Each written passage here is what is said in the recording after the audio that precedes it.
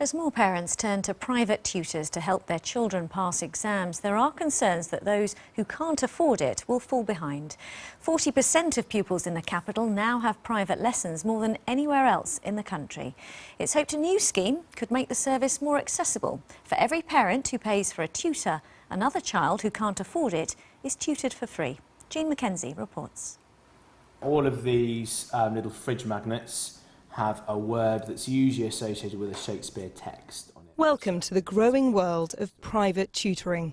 India is seeing a tutor to help with her A-levels. Compared to my classmates, I feel like I have much more of an advantage if they haven't had tutoring as well, when I have more clear notes and I understand it better. But this advantage has a price, one that most pupils at Wilbury Primary in Edmonton can't pay. Nearly half the children are on free school meals, and every year it struggles to get even its brightest into the area's selective secondaries. We know small group and individual tuition is very effective. What we're concerned about is that the only kids that are getting the benefit of that are well-off kids. It's widening the gap between rich and poor. Now a new organisation hopes to redress the balance. The Tutorfair Foundation uses some of the money it makes from private sessions to send tutors into some of inner London's most disadvantaged primary and secondary schools. If it really works, if it's a really effective form of education, then let's try and give it to people that really need it.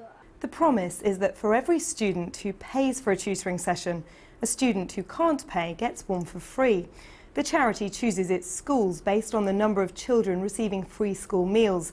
It's then up to the teachers to decide which pupils they think will benefit the most. What's an idiom? Some schools use the tutors to help pupils achieve a grade C at GCSE.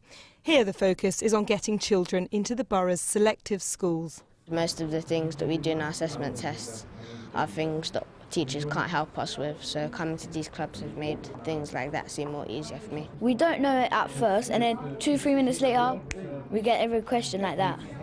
It raises their expectation, it raises their game, they feel special, and they've opened their horizons, to think actually, perhaps if I work really, really hard, I will do really, really well. The school knows it'll take more than tutoring to really address the attainment gap.